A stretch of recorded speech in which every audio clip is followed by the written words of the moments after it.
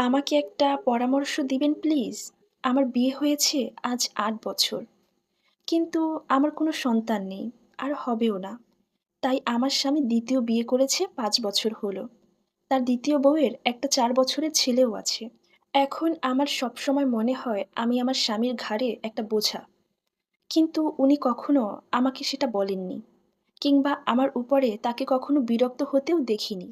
আমি আমার স্বামীর একটা প্রাইভেট স্কুলে শিক্ষিকা হিসেবে জব করতাম। আমাদের স্কুলে একজন লোক ঝালমুড়ি বিক্রি করতেন। আমি প্রতিদিন ওনার ভ্যান থেকে ঝালমুড়ি কিনে খেতাম। আজ ৩ মাস যাবৎ ওনার সাথে প্রতিদিন আমার ফোনে কথা হয়। একদিন ওনার দোকানে ঝালমুড়ি খেতে গেলে উনি আমার কাছে আমার ফোন নাম্বার চায়।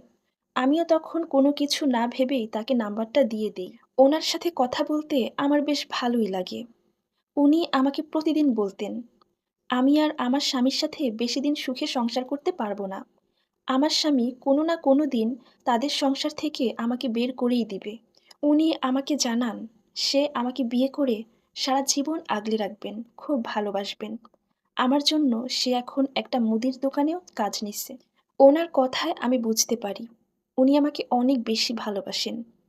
আমি এখন বুঝতে পারছি না যে আমি কি করব।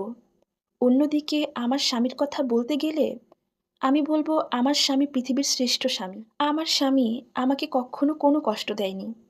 আমি যখন যেটা বলি সে সেটাই করে। আমি যখন যেটা চাই সেটাই সে এনে দেয়। চাওয়ার আগেই সে এনে দেয়। আমার স্বামী যখন ২য় বিয়ে করেন তখন নিজে থেকে আমার নামে একটা জমি লিখে দিছেন। আমার ছোট ভাই আমার স্বামীর গার্মেন্টস দেখাশোনা করে। আমি এখন বুঝতে পারছি না আমার কি করা উচিত, আমি কি করব। আমার সবসময় মনে হয় আমি ওই মানুষটার উপরে বোঝা হয়ে আছি।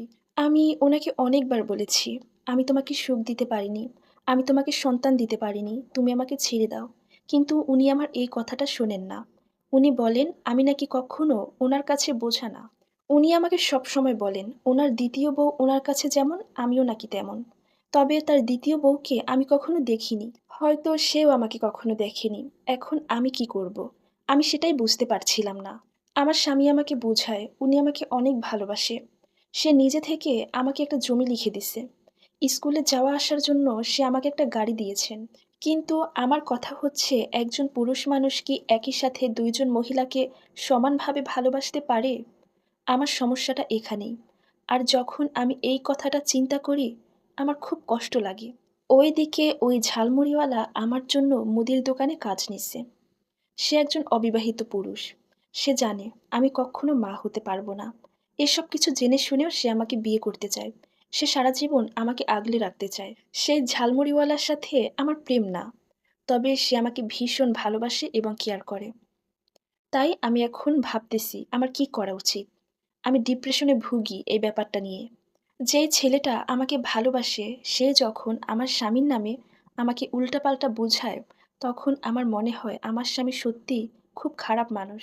না হয় উনি আমাকে রেখে এখনো অন্য একটা মহিলার কাছে, অর্থাৎ তার ২য় বউয়ের কাছে গিয়েও তো থাকে। আমি এখন জানি না আমি কি করব। আপনারা সবাই আমাকে একটা করে পরামর্শ দিয়ে যাবেন। আর এই সম্পূর্ণ স্টোরিটা একটা আপুর জীবন থেকে নেয়া।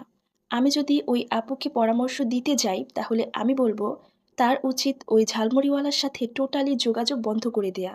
কারণ আমার মনে হয় ওনার স্বামী ওনাদের ২ সতীনকেই সমান ভালোবাসেন। এই ব্যাপারে আপনাদের কি মতামত? অবশ্যই কমেন্ট বক্সে জানিয়ে যাবেন। ধন্যবাদ।